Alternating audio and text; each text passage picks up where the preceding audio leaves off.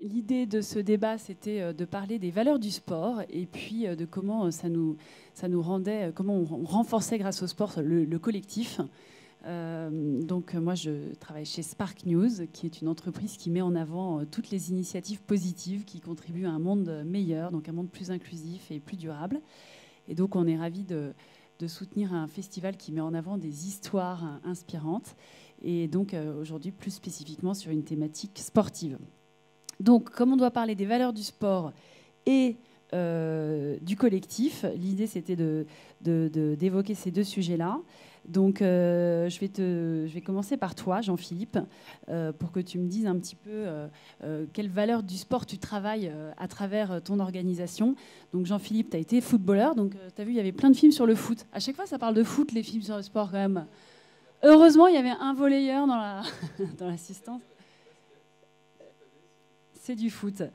Et d'abord footballeur, et puis surtout une action une création de direction de maison des jeunes et de la culture, et surtout la création de l'agence pour l'éducation par le sport. Donc le sport comme valeur éducative. Donc tu t'es peut-être retrouvé dans certains courts-métrages. Je te laisse en parler quelques minutes. Bah moi, il y a 2 temps dans mon histoire. Quand on parle de valeurs, il y a ce que j'ai vécu en tant que pratiquant. Jeune pratiquant autour du sport et du football. Et puis, il y a mon aventure associative où finalement, les valeurs, pour moi, les valeurs, ça ne veut pas dire grand-chose. Les valeurs du sport, c'est comme les valeurs de la culture, etc. C'est les gens qui transmettent des valeurs.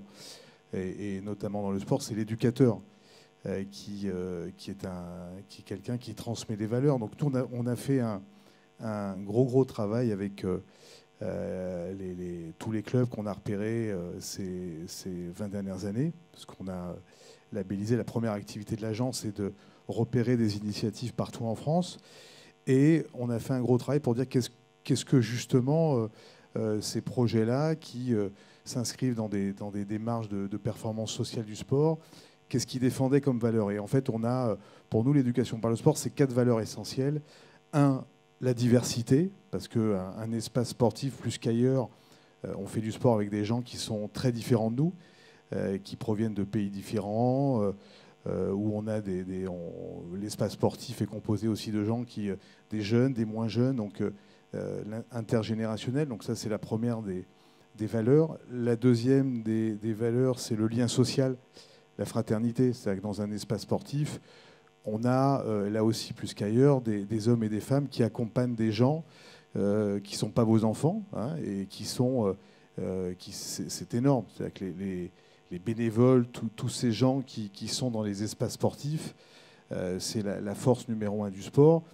Et la fraternité, parce qu'un espace sportif, c'est un lieu joyeux. On n'y vient pas par contrainte, on s'amuse, et c'est pas banal. La troisième des valeurs, c'est le défi permanent. C'est-à-dire que dans un club de sport, chaque semaine, vous préparez une rencontre, vous vous organisez avec vos collègues. C'est quelque chose qui vous structure.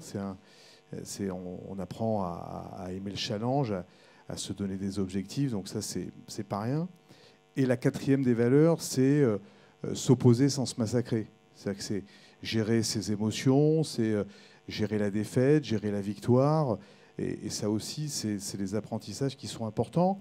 Et c'est pour ça que ces 4 apprentissages, la diversité, l'apprentissage du lien, le défi permanent, la maîtrise de soi, c'est les apprentissages c'est aussi important qu'une école. Pour moi, un club de sport, c'est largement aussi important, des fois plus important, parce qu'aujourd'hui, dans les quartiers, des fois, on s'aperçoit que malheureusement, il y en a peut-être plus. Il y en a peut-être plus dans le club qu'à l'école. C'est pas les bêtises que je dis, parce que je l'ai vu à Marseille, où vous avez plus de 50% sur un collège qui décrochent scolairement. Je ne sais pas si vous vous rendez compte de l'énormité du sujet, et ça nous remet en cause tous. Donc voilà, cet apprentissage, et finalement, le défi qu'on a aujourd'hui, c'est que cet apprentissage, il est pas assez reconnu.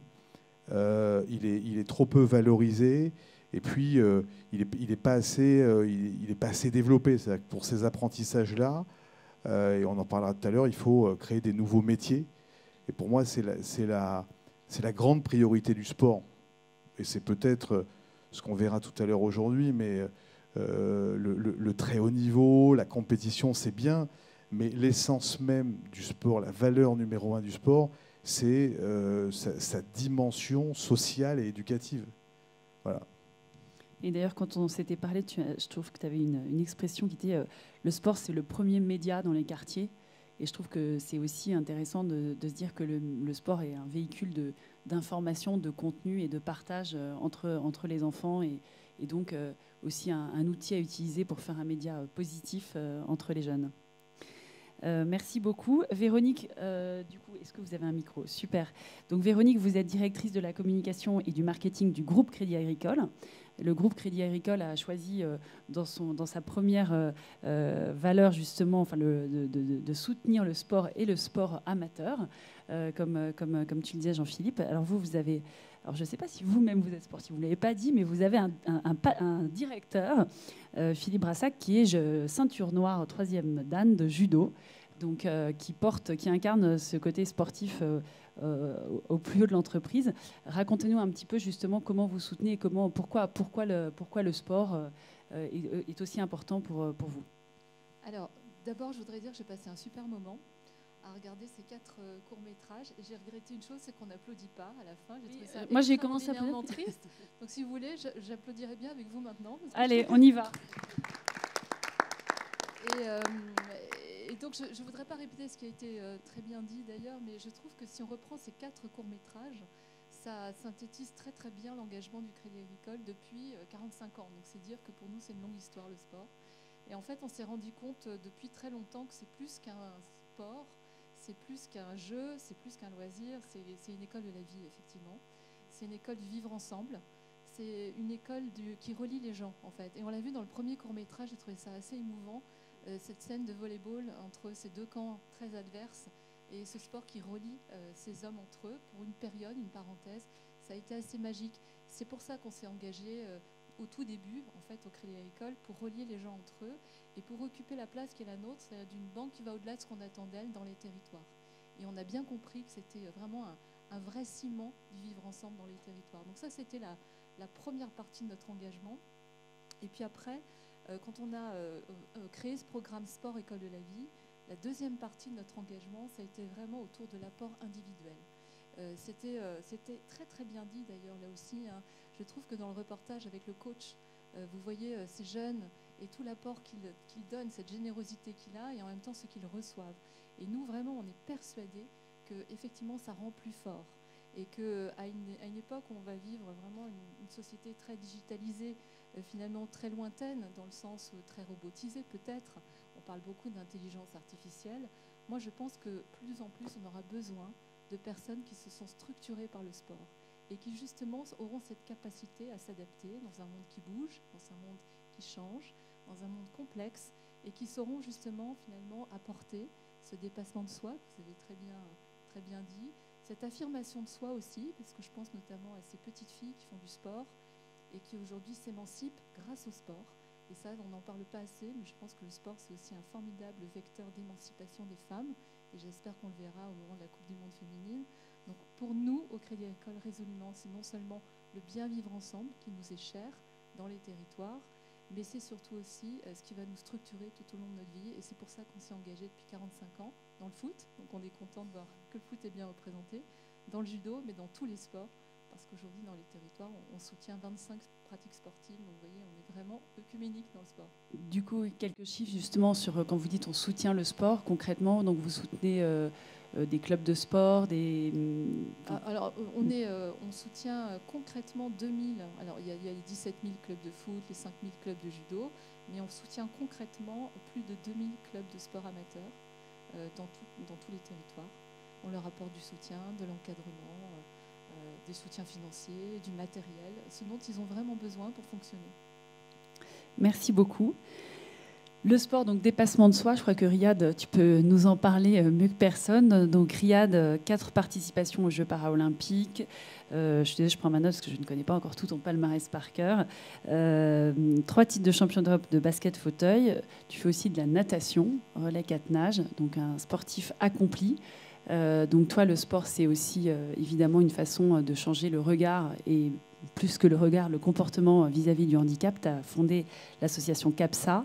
Et donc, raconte-nous justement voilà, ces valeurs de dépassement et comment on change grâce au sport. Vaste programme. Et c'est vrai ce que vous disiez sur le fait qu'on n'applaudissait pas, mais ça allait tellement vite. Non, mais c'est vrai, il n'y avait pas de Riyad pensait qu'il y aurait un autre film après, c'est pour ça qu'on n'a pas osé. Et donc, ouais, alors j'ai dormi sur le deuxième film, j'avoue. Et après, j'ai regardé tous les autres et j'ai vu le premier.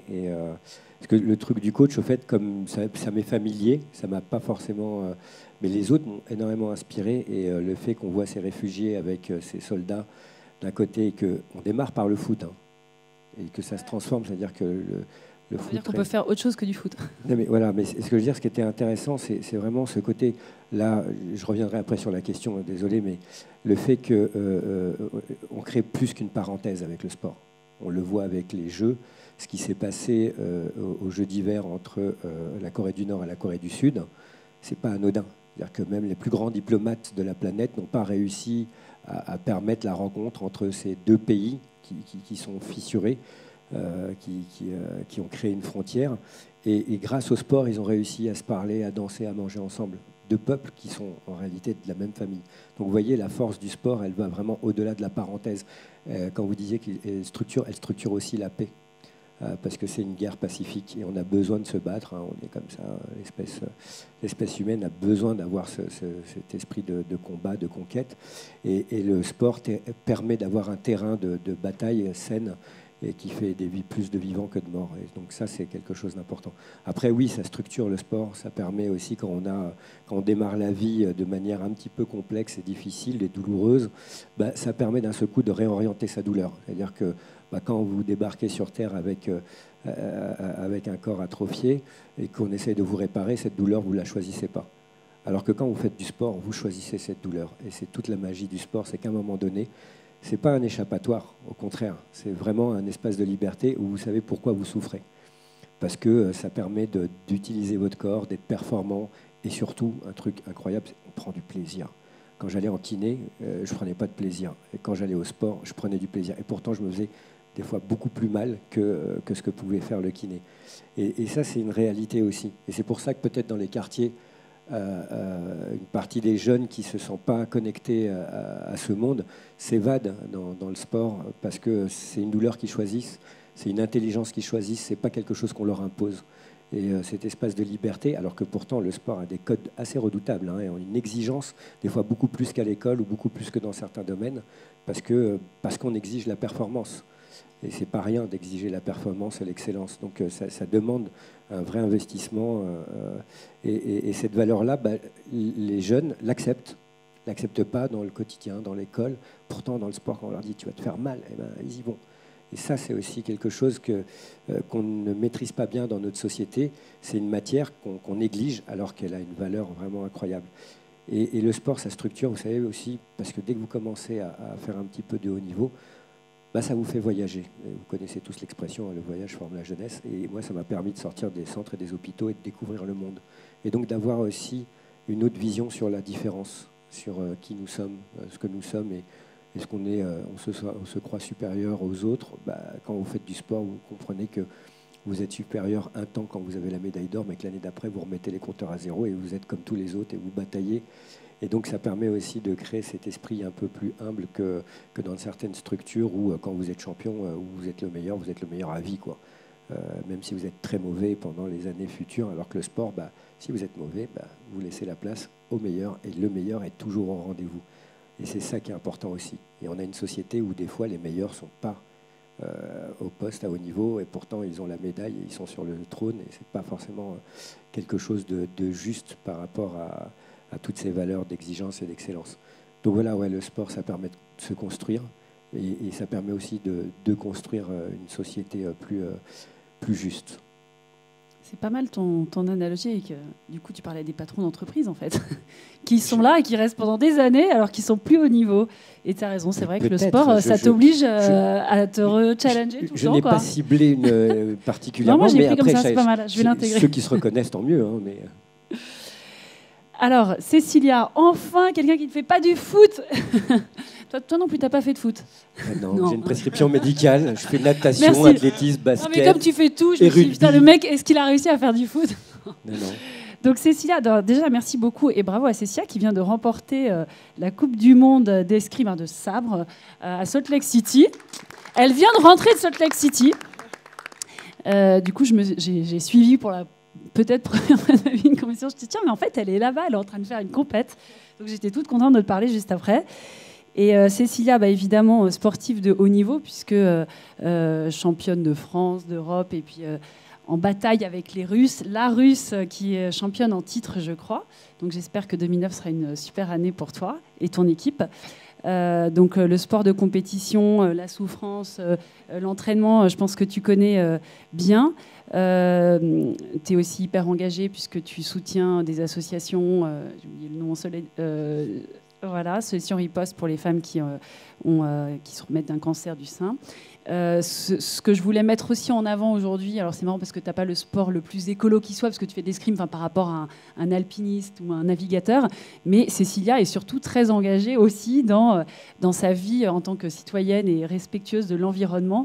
Donc raconte-nous un petit peu voilà, ton engagement écologique, puisque c'est aussi ça le sport, enfin, c'est des gens qui vivent en contact avec la nature, en contact avec l'humain, au sens générique du terme, essentiel. Donc tu te débarrasses de peut-être beaucoup de choses qui nous encombrent aujourd'hui. Comment tu vis cet engagement? Bonjour à tous. C'est vrai que dans ma vie, il y a deux choses qui me transcendent, qui me font réveiller tous les matins, c'est le sport et l'écologie. Le sport, Riyad le dirait bien mieux que moi, mais j'ai vu des gens se relever d'une manière incroyable. Mais le sport, j'ai la chance de faire du sport de haut niveau, d'être en équipe de France, mais c'est sport quand j'en fais avec ma grand-mère, quand j'en fais avec mes petits-neveux. Pour tout le monde, le sport a cette capacité de se relever. J'ai même la prétention de croire que le sport peut soigner tous les maux de la société. Et j'ai aussi cette prétention au niveau de l'écologie. Ce qui est juste un peu casse-pied, c'est qu'on nous impose les choses. On nous dit va courir, c'est bon pour ta santé, arrête de manger ça, jette pas ça, fais pas ça. Et le problème, c'est qu'on a l'impression d'être un peu agressé.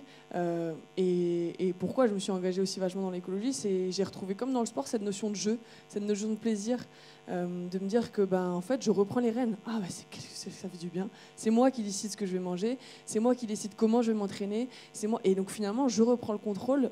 Ça me fait du bien à mon corps, ça me fait du bien à ma tête, ça me fait du bien au cœur, ça fait du bien à mon portefeuille aussi, parce qu'il faut le reconnaître, l'écologie, c'est aussi économique. Et finalement, j'y ai pris goût parce que je me sentais mieux, parce que j'étais plus à l'aise.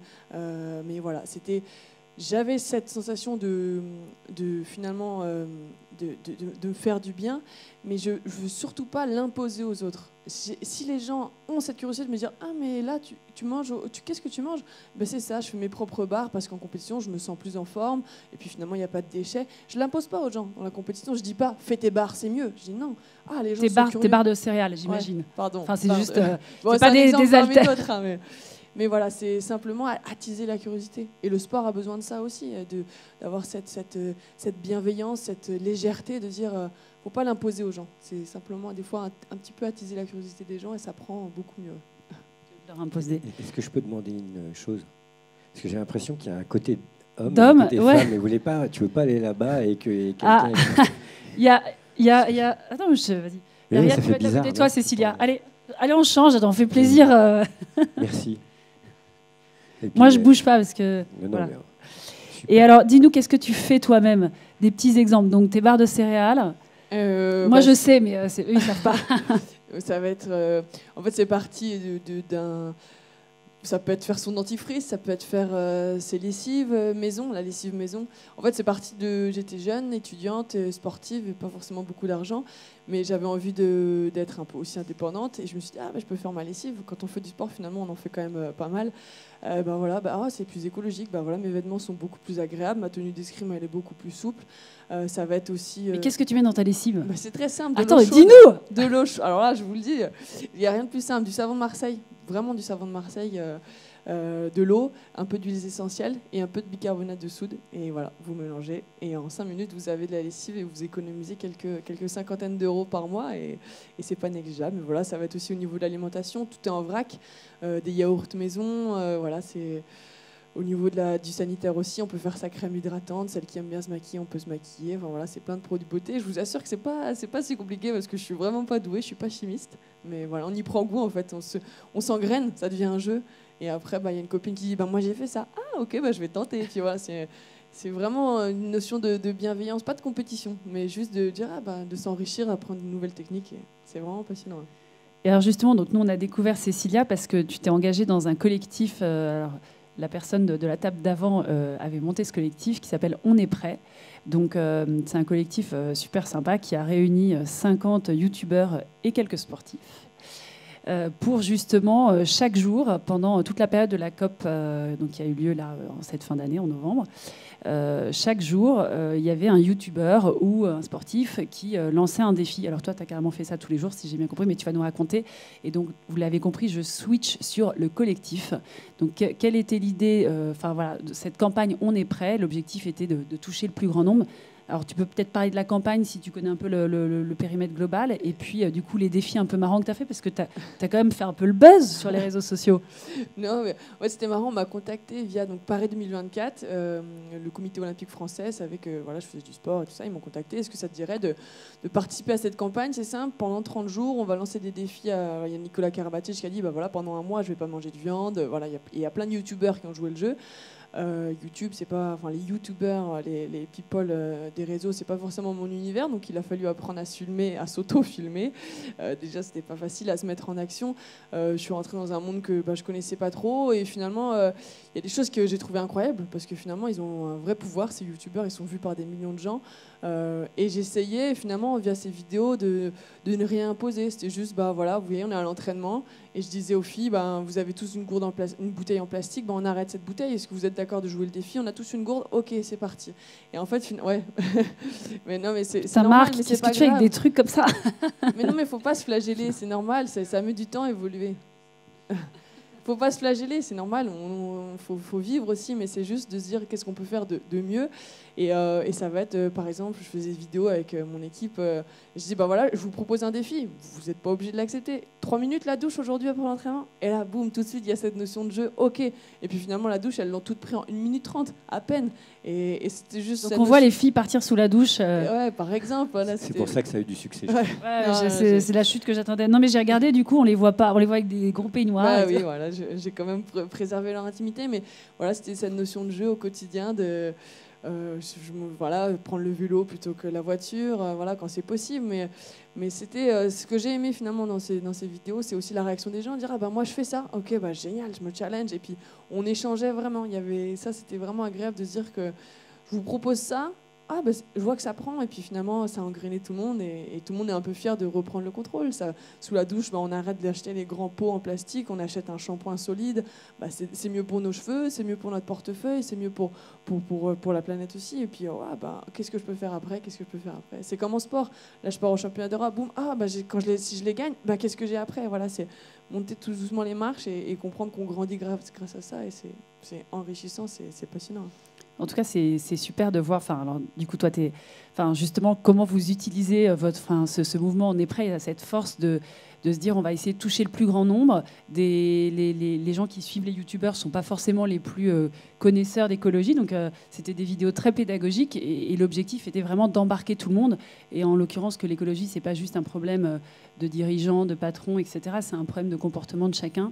Et donc, voilà, la puissance du collectif à travers cette campagne est assez énorme. Et donc, d'ailleurs, ils ont donné suite après à la fameuse pétition de l'affaire du siècle pour justement engager le gouvernement français à accélérer un peu le respect des lois écologiques et en tout cas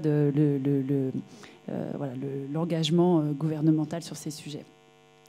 Riyad, toi, Riyad et Jean-Philippe, vous avez tous les deux monté des associations. Donc, l'objectif justement de réunir à travers vos organisations le plus possible de monde. Donc, toi, tu as réuni les sportifs et les artistes au sein de CAPSA.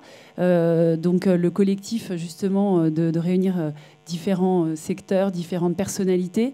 Quand on s'est eu au téléphone, tu me parlais de l'importance de la rencontre et avec justement qui nous rend plus forts pour porter tous les sujets de pédagogie sur le handicap, de faire comprendre ce que c'est et comment on vit avec et comment on peut travailler, exister avec ce handicap. Donc tu peux nous parler un petit peu de cette collectif, cette union que vous avez créée, l'impact que vous avez, quelles sont les actions de CAPSA aujourd'hui pour les gens qui ont envie de suivre ou de s'engager au sein de l'association? Alors, on a une action où beaucoup de gens peuvent s'impliquer, c'est Educap City, qui est un programme, un rallye sur le civisme et la citoyenneté auprès des jeunes de 9 à 14 ans. Et là, c'est vraiment, on va balayer un petit peu tout à 360 degrés, toutes les valeurs qu'on porte, la République, la laïcité, l'universalité, et pour faire comprendre aux enfants qui vivent sur un territoire, qui vivent dans une ville, qui vivent dans un pays, qui vivent sur une planète, et qu'ils ont aussi une part de responsabilité par rapport à leur comportement, et comprendre sa ville, comprendre comment ça fonctionne, aller à la rencontre de ces institutions, de ces associations, de ces entreprises. Ça permet de développer la conscience et de créer la rencontre. Et la rencontre, ça dissout les peurs, ça rend les enfants un peu plus intelligents et développer l'esprit critique. Parce qu'on a tendance dans notre pays à oublier que, évidemment, on aime la critique, mais avec l'esprit. Et la critique sans l'esprit, c'est un petit peu redoutable, hein, on le voit en ce moment. Donc ramener aussi l'esprit critique et le goût de l'échange, le goût du dialogue, et ça c'est super important pour qu'au final ils puissent s'engager. Parce qu'aujourd'hui on le voit, on a un grand problème au niveau de la jeunesse, c'est l'engagement. Les gens s'autosuffisent avec le numérique, hein, avec tous ces univers. Même des fois il y a un conflit avec le e-sport et le sport traditionnel. Donc il faut essayer d'être dans la complémentarité de la vie, et le sport et la culture sont deux langages universels. Et c'est un des meilleurs moyens pour pouvoir rentrer en connexion avec toutes les générations au final. Parce que Educap City, voilà, et c'est vrai que au début, c'était pour se marrer, hein, qu'on avait créé le club. Et puis d'un seul coup, en se marrant et en se faisant plaisir, on s'est aperçu que ça faisait marrer d'autres.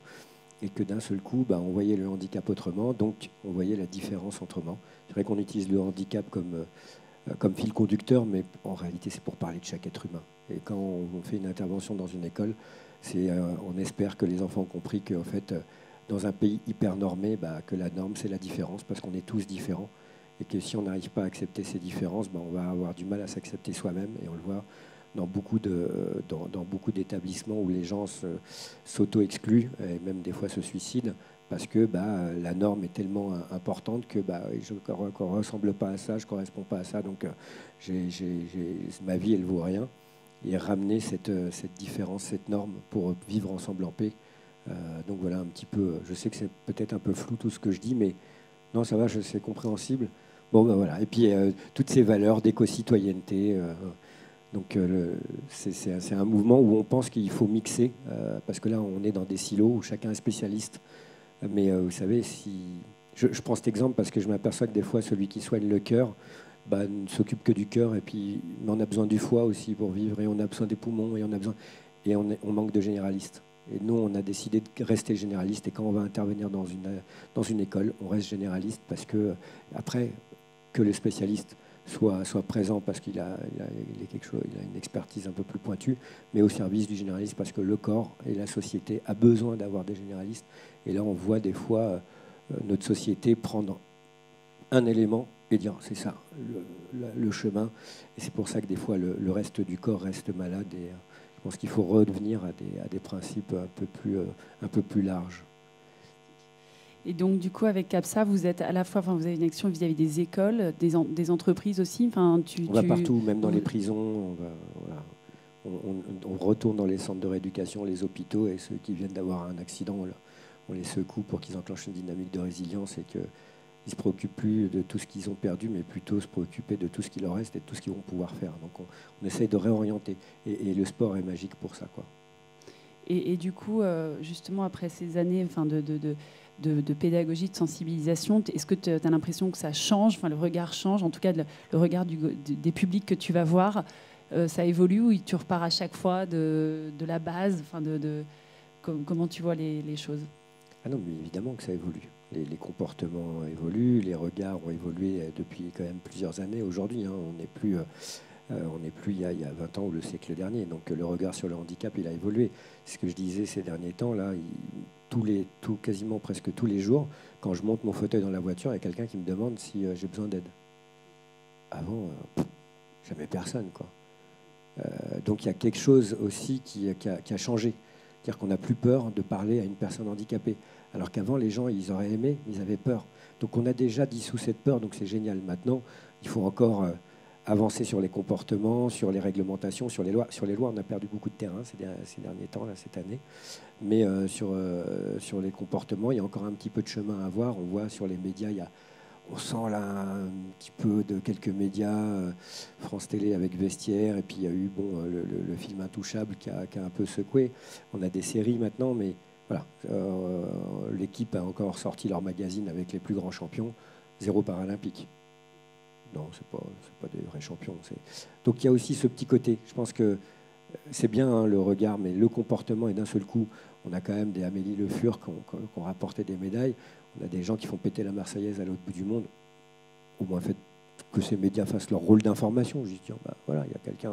Je ne vous demande pas de faire 9 pages comme dans certains footballeurs qui ont perdu, qui n'ont rien fait. Et j'ai rien contre les footballeurs, hein, je vous rassure, mais c'est juste qu'à un moment donné, c'est bien de trouver une forme d'égalité dans des médias qui sont devenus des institutions. Et oui, il y a vraiment une évolution. Et j'espère que même dans l'architecture et dans ce que nous propose Paris 2024, parce que tous les jeux, j'ai fait 6 jeux dans ma vie, et il y a eu avant, on a toujours fait des compétitions avant dans la ville et après. Et évidemment, il y avait une évolution au niveau architectural, hein, dans les transports, dans l'accessibilité, mais il y avait aussi une évolution culturelle et une accessibilité des mentalités et des esprits vis-à-vis de la différence. Je parle en général, pas que du handicap, même si nous, on le sent, parce qu'on vit l'évolution des infrastructures, mais dans les mentalités aussi et de l'accueil de la différence de l'autre. Et ça, voilà, j'espère qu'on ne va pas attendre 2024 pour continuer à évoluer. Mais merci beaucoup. Ouais, il y a pas mal de chantiers en chemin qui préparent 2024, j'ai l'impression quand même. Merci. Nous retournons côté football. Donc Jean-Philippe, toi, donc sur tes valeurs éducatives et sur tes valeurs justement, sport, école de la vie, qui sont aussi portées par le Crédit Agricole, raconte-nous un peu justement l'action de l'APELS et notamment, ce que tu disais, le collectif. Comment vous accompagnez ces jeunes? Qu'est-ce que vous faites concrètement? Rentrer dans le détail un peu de cette action. Et puis effectivement, cette création de nouveaux métiers, en fait, qui sont les métiers d'avenir d'encadrement. Bon, il ne l'a pas dit, mais ça fait, on a démarré ensemble. J'ai vu votre regard de connivence. Juste pour dire que pour moi, c'est un des plus grands hommes du sport français, parce qu'il a cette inspiration, il a un parcours de vie unique.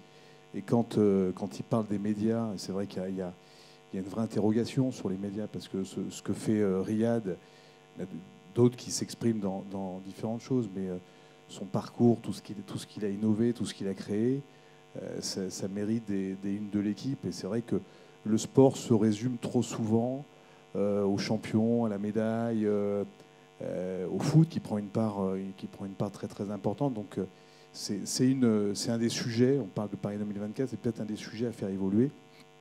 J'ai beaucoup aimé ce que Cécilia disait sur on est dans une société où on impose, qui est très normative, où on fait de moins en moins confiance aux gens. Et c'est vrai que le fait d'inspirer, de modifier la pédagogie, c'est important. Alors, nous, merci pour ta déclaration d'amour. Les filles, si vous voulez participer, allez-y. Ouais, allez-y aussi. Puis c'est vrai ce que tu dis aussi, le fait d'avoir des débats dans le sport, on devrait imposer la règle qui est de dire 50% d'hommes, 50% de femmes, autour d'une richesse incroyable d'avoir cette mixité. Quand on se retrouve dans des débats où il n'y a que des mecs, c'est vrai qu'il y a beaucoup moins de richesse. Et je parle du handicap, mais même le sport féminin, le Tour de France, la boucle féminine, on n'entend pas parler, le championnat de France féminin, on n'entend pas parler. Donc il y a vraiment une question à se poser avec nos médias en France. Il y a des médias dans la salle. Vous aurez un droit de réponse après, si vous voulez.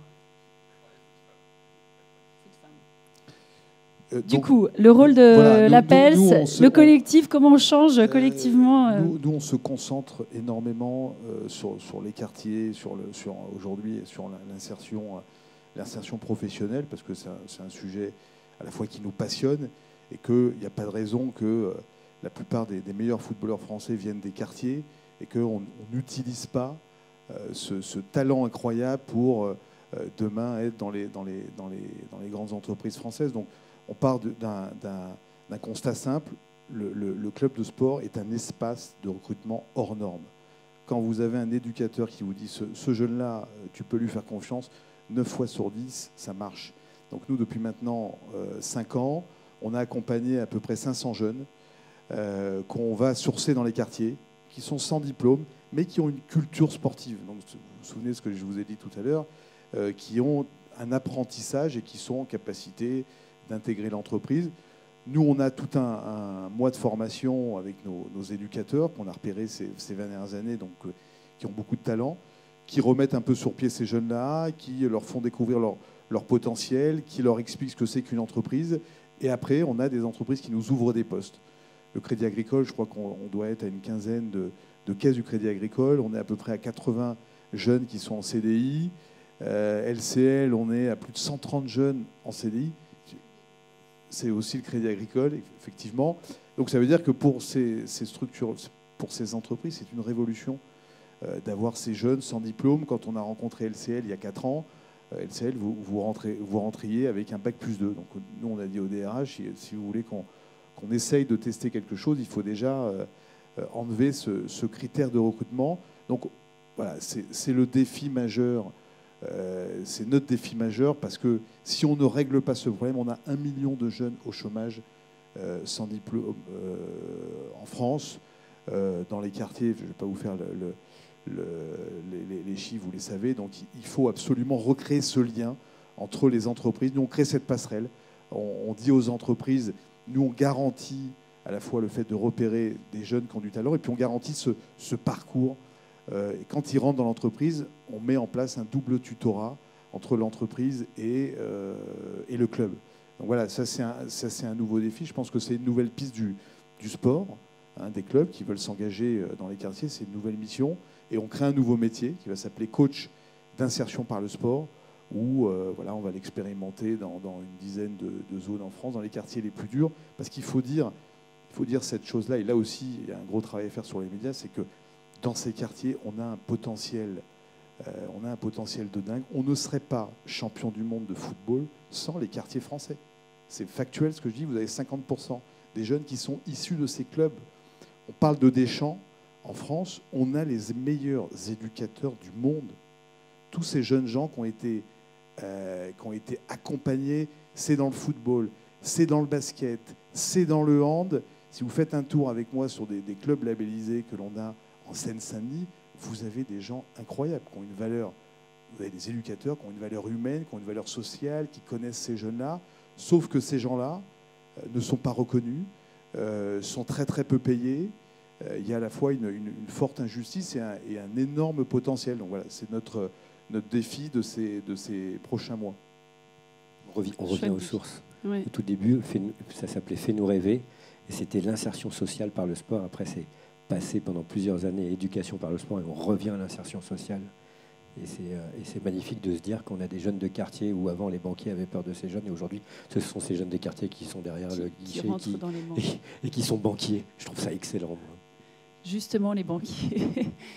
Donc vous travaillez effectivement depuis pas mal d'années avec l'APELS. Et qu'est-ce que vous avez comme feedback? Alors c'est beaucoup dans les territoires, on en avait un peu parlé quand on s'était en préparant cette table ronde. Mais comment vous ressentez justement qu'est-ce que ça fait en interne? Comment les équipes, comment les collaborateurs du Crédit Agricole ou du groupe reçoivent déjà ces parcours d'insertion, et puis eux ont envie de s'engager ou pas avec ces jeunes ou avec ces sportifs? En fait, d'abord, on est très engagés en tant que tel. On a 6 000, je crois que c'est ça, 6 000 collaborateurs qui sont bénévoles dans des clubs de sport. C'est énorme quand on pense. Et qui font partie des gens comme ça, qui sous la pluie, sous la neige, par tous les temps, donnent du courage et donc transmettent leur passion. Donc ça, je trouve que c'est déjà une grande fierté pour nous. Mais en fait, nous, on ne peut pas travailler seul et on a vraiment besoin de nous appuyer sur les associations. Donc il y a effectivement l'APELS qui fait un travail de fond. Il y a Sport dans la ville. Enfin, nous, notre ambition, c'est vraiment d'être un facilitateur pour tout le réseau associatif, pour faire en sorte justement qu'il ait les moyens d'avancer. Et on est là pour les accompagner. Enfin, c'est vraiment ça notre rôle. Après, il y a des anecdotes qui sont assez géniales, je pense, avec les jeunes qui nous rejoignent dans le cadre de notre programme. En fait, le double tutorat, c'est super important parce qu'en fait, on s'est rendu compte que les jeunes, il fallait carrément, tout simplement, échanger avec eux pour leur apprendre à accueillir des gens. Enfin, dire bonjour, se présenter, savoir poser des questions. Et je pense que ces jeunes, en fait, ont besoin aussi de cette insertion sociale, dans le sens, dans un cercle social qui est assez normé, effectivement, quand on va dans une banque. Quand on se rend dans une banque, on y va dans un caractère un peu solennel quand même. Et donc, c'est super passionnant pour les équipes qui reçoivent ces jeunes, justement, de transmettre ça. Et c'est super passionnant, je pense, pour elles, de recevoir aussi, en fait, ce retour des jeunes eux-mêmes et de mieux comprendre, finalement, et ça fait partie de cette paix dont vous parliez, de mieux comprendre aussi où ils en sont, ce qui les attendent, ce qui les motive, ce qui les inquiète.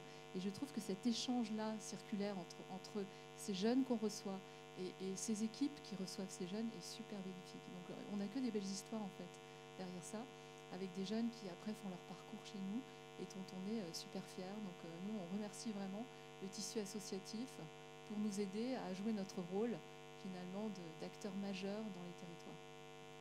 Et d'ailleurs c'est vrai quand on en discutait, je te demandais quel était le taux de réussite, parce que c'est un pari aussi de prendre ces jeunes, etc. Et tu me disais finalement ça prend beaucoup mieux.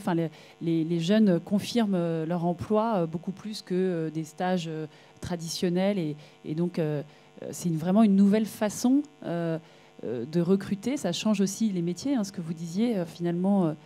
Le fait d'avoir pris un jeune qui n'a pas le même parcours classique que 80% des gens qui travaillent, ça fait aussi peut-être changer notre façon de faire, de pratiquer nos métiers, d'accueillir, de recevoir. Donc toi, par rapport à ça, même si tu trouves qu'il y a encore du boulot pour changer le regard du recrutement, tu as quand même des chiffres qui sont parlants et qui vont dans le sens d'accélérer cette insertion par le sport. Oui, il y a un énorme boulot, parce que si vous prenez une ville comme Roubaix, on a 700 jeunes par an qui décrochent scolairement. 700. Donc il y a énormément de boulot.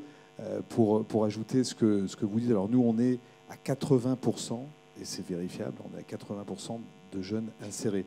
60% à la banque et 20 autres % qui trouvent des boulots par ailleurs parce qu'ils vont au bout de la formation. Et ce qui est intéressant à regarder, c'est que c'est un métier compliqué, la banque. C'est-à-dire que quand ils rentrent en formation, ils sont entre 12 et 18 mois, ils vont tous à 100%, ils vont au bout de la formation.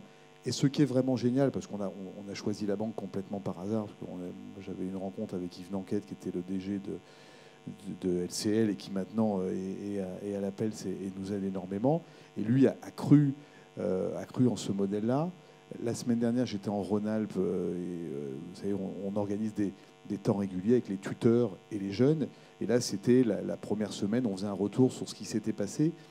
Et j'ai trouvé les gens des RH et les parrains qui sont bénévoles, les parrains du Crédit Agricole, extrêmement épatés par le dynamisme des jeunes, etc.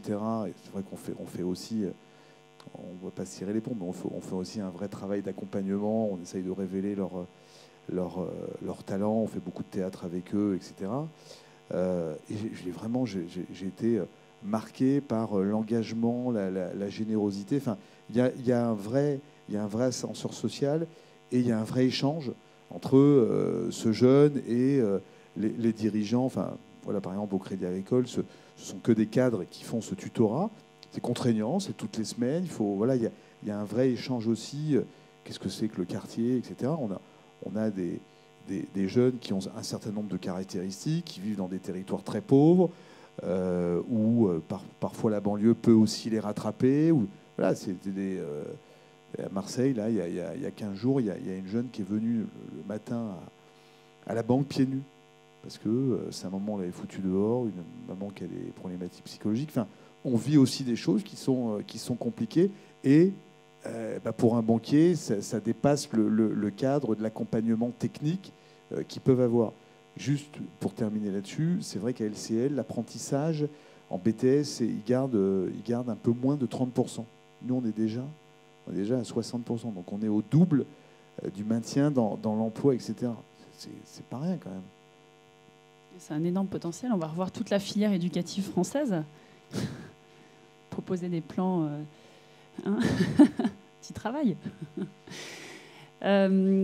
Pour clôturer un peu, je sais pas, tu me dis, hein, j'ai pas pris de montre, voilà, donc on est un peu à la cool là, comme ça, 18h. Il n'y a pas de questions. Mais il y a peut-être des questions, mais juste comme on s'est un peu ouvert sur comment aller au bout de nos combats, et enfin nos combats, en tout cas de nos chemins de jouer collectif grâce au sport.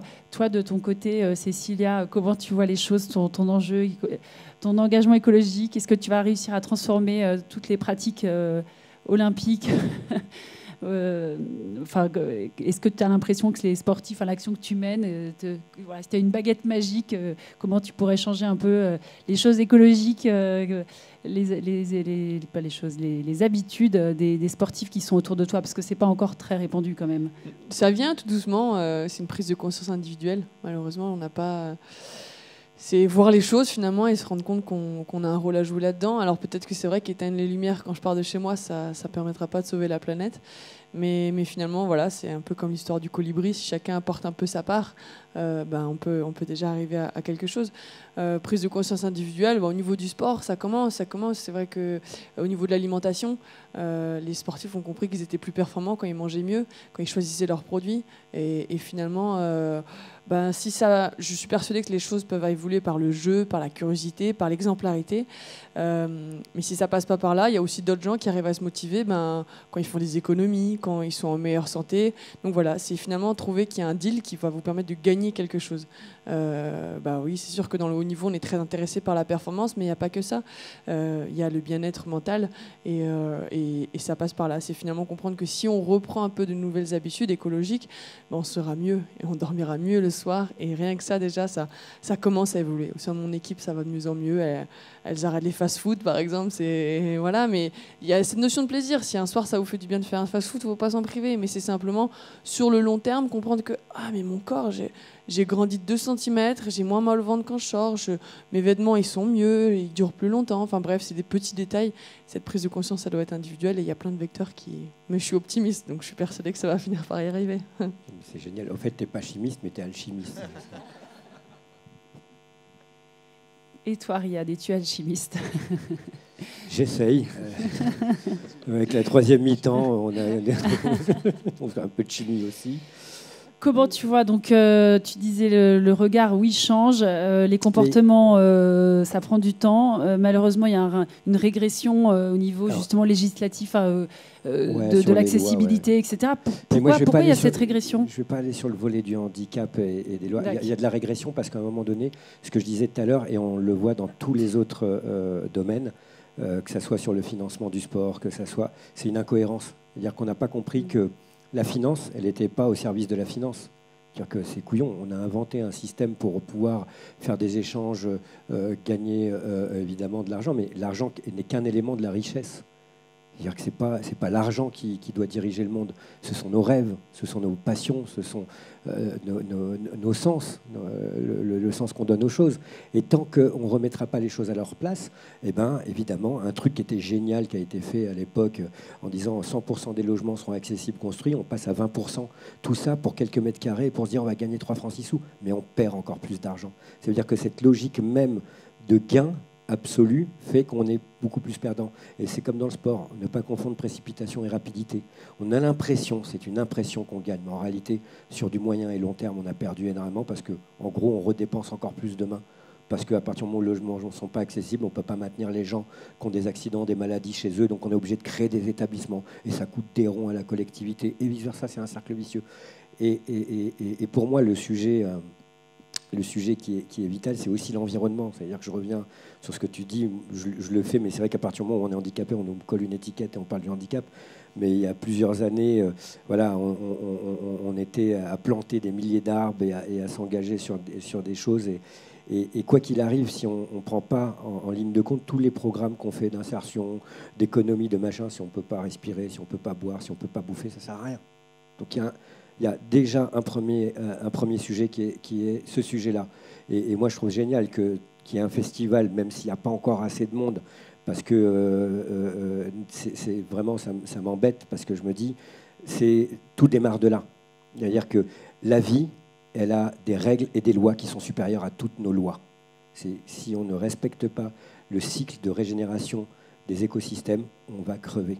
C'est simple. Donc, si on ne comprend pas ça, quel que soit l'économiste, quel que soit l'ingénieur, quel que soit le plus grand scientifique, quel que soit le plus grand philosophe, s'il ne comprend pas cette base, il a enclenché un suicide. Et là, on est en train de faire un suicide collectif avec des milliards d'individus qui n'ont pas envie de mourir. Et des espèces qu'on a tuées qui n'ont pas choisi de mourir. Et donc, si on n'est pas capable, avec toute l'intelligence qu'on a, de respecter et d'être au service de la vie et de continuer à aller vers l'économie de la mort, alors on n'a rien compris. Et cette intelligence que Mère Nature ou Dieu ou je ne sais quoi nous a donnée, on n'est pas digne de cette intelligence. C'est une bonne façon de conclure. Mais nous, on est Désolé, optimistes. Nous, on est comme mais... Cécilia. On voit plein de gens qui s'engagent pour l'économie circulaire. Tu vois, il y a quelques années, enfin, nous, on a fait un supplément avec Les Échos et une vingtaine de journaux économiques, donc le FT, Handelsblatt en Allemagne. Et les journalistes, effectivement, on leur dit on va faire un truc sur l'économie circulaire.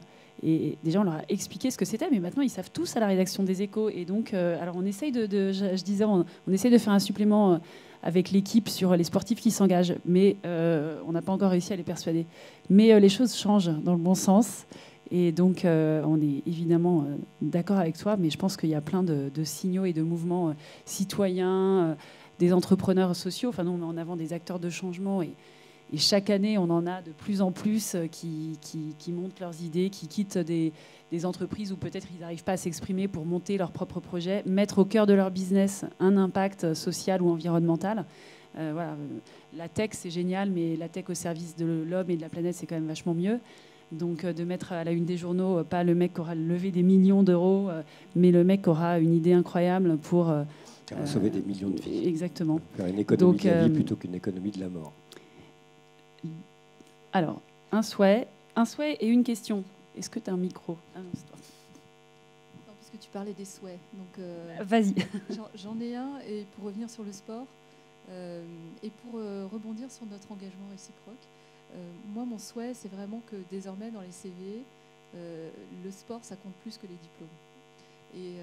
Ça c'est disruptif. Et oui, et je pense que c'est ça qui peut faire avancer les choses. Il y a trop d'injustice aujourd'hui sur l'accès aux études. On aura du mal à changer ça, parce que selon qu'on est bien né ou moins bien né, on a moins de chance. Mais en tout cas, il y a une chose qui est sûre, c'est que l'accès au sport doit être universel, et que si on donne sa chance à chacun par rapport au sport, par rapport au diplôme, je pense que vraiment on fera une société meilleure. Et donc moi, mon engagement, ce serait vraiment de tout faire pour que dans les CV, en tout cas c'est ce qu'on porte ensemble avec Cécile, c'est que dans le bas du CV compte autant que le diplôme. Bon, tout le monde va s'inscrire à un club de...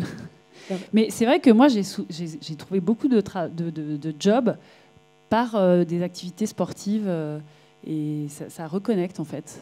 Quand on a vraiment un truc à raconter là-dessus, ça reconnecte. Alors, recruteuse. C'est amusant parce que je suis chasseuse de tête, de leaders, des nouveaux leaders en fait. Des positive leaders. Voilà, des dirigeants qui vont transformer des business models et transformer des cultures d'entreprise. Et j'échangeais il y a quelque temps avec la patronne des talents d'Airbus qui me disait que pour sélectionner les ingénieurs à potentiel, alors qu'elle reçoit des milliers de CV chaque fois avant l'été, elle regarde le sport et elle sélectionne ceux qui font du sport de haut niveau, des sports collectifs. Donc c'est crucial pour elle. Donc j'espère que c'est plus qu'une mode, une vraie nouvelle tendance. Et alors, je n'avais pas une question, je voulais juste en fait vous remercier parce que j'ai trouvé qu'il y avait une très grande diversité de parcours, de postures. Donc, on joue collectif dans le respect des singularités, des différences. Et alors, en plus, je suis très surprise de la qualité de présence et d'écoute. Et donc, je voulais savoir si vous aviez des pratiques de mindfulness ou de méditation ou de yoga, parce que j'ai été très surprise par la qualité de présence. Voilà. De notre côté, il n'y a pas trop de gens qui font du bruit dans la salle, donc on est très concentrés. Déjà, je pense qu'on parle de choses qui sont en fait à la fois collectives, à la fois très intimes. Enfin, en tout cas, moi, il y a beaucoup de choses qui m'ont touchée parce que c'est des valeurs qu'on vit. En fait, c'est vrai que, je sais plus, c'est toi qui parlais, les valeurs du sport, c'est chiant. Enfin, c'est chiant. À la fois, mais c'est tellement, c'est pas chiant, mais en fait, il y a un côté. Et c'est vrai que en préparant cette table, cette discussion de comptoir, je me suis dit, mais en fait, il y a des évidences dans ce qu'on va se dire. Bon, à la fois, ça fait du bien de les entendre. Et puis, je pense que c'est pas forcément des évidences pour tous. Mais je pense que la qualité d'écoute, c'est peut-être aussi la qualité de connexion, de partager en fait des parcours, même s'ils sont très différents, d'avoir ses convictions. Mais je vous laisse répondre, parce que c'est peut-être pas pour moi la question. Non, mais le spirituel, mais avec la troisième mi-temps, c'est plutôt le spiritueux. Mais j'essaye de méditer. J'ai encore un petit peu de mal. C'est une discipline qui est particulière aussi. Hein, quand tu es un peu agité et un peu speed, c'est pas évident de... Voilà, mais c'est vrai que j'essaye de me diriger vers ça parce que le sport, ce qui est bien, c'est que ça canalise de la violence, mais ça maintient cette espèce de violence que tu as en toi. Et donc, passer à une autre étape, plutôt de sagesse, de méditer, oui, j'aimerais bien être un champion après de la zénitude. C'est rigolo comme question. Moi, ça fait 4 ans que je médite quasiment tous les jours. Et en fait, avant, j'avais un côté très bagarreur, très physique et très impulsif. J'étais dans le top 20 mondial, ça se passait plutôt bien, mais je sentais qu'il manquait vraiment quelque chose pour être prêt dans l'instant présent, pour que quand il y a 14-14, un match chez moi, ça se joue en 15 touches, ce soit pas simplement une pièce qu'on jette en l'air, mais c'est qu'on soit vraiment dans cet instant présent pour avoir la meilleure solution, le meilleur piège. Et j'ai découvert la méditation, le yoga. Ça m'a permis de me calmer tout simplement. Et donc je parlais de l'écologie, mais c'est typiquement du minimalisme. C'est-à-dire que je voyage pas mal. Là, juste, j'ai besoin de moi, de mon cerveau et de ma respiration. Malheureusement, aujourd'hui, la méditation, c'est compliqué, c'est un truc de gourou. Non, juste 5 minutes. Prends-toi, tu mérites de te prendre 5 minutes toute seule, respirer. Parce que ces 5 minutes, tu seras beaucoup plus disponible pour tout le monde. Quand j'ai compris ça, c'est pas facile tous les jours. Hein. Des fois, je suis assise tranquille chez moi. Je suis assise, tout le monde est en train de s'entraîner. Peut-être. Oh là là, les meilleurs, elles sont. Je vais pas progresser. Bref, le cerveau, vous le savez, il a cette petite souris qui trotte dans ma tête. Apprendre à respirer. Quand j'ai appris ça, ça m'a fait progresser. Je suis arrivée dans le top 3 mondial quasiment l'année d'après. Mais surtout, ça m'a permis de mieux dormir le soir, d'être plus calme. Ça vaut toutes les médailles d'or au monde. Moi, je fais de la sophrologie depuis 7 ans. Et je suis comme toi. Là. C'est-à-dire que, voilà, T'es top combien mondial, toi? Non, ça marche pas pareil sur tout le monde. Non, mais, je te charrie. Et ouais, à un moment donné, tu es obligé de savoir comment tout ça fonctionne. Voilà, et c'est se reconnecter à soi, l'écoute. Voilà, je suis arrivé tout à l'heure, là, j'ai dormi 5 minutes, je me suis mis en posture voilà, d'être en connexion avec moi parce que j'avais passé une début de journée compliquée. Voilà, c'est des outils. Je me dis, tiens, je vais passer un bon moment, je vais voir mes copains. Et puis, je savais que ça allait être intéressant. Mais c'est vrai, tu as raison, c'est crucial. Hein. Merci, parce que, au fait, tout à l'heure, je n'ai pas dormi, j'ai médité.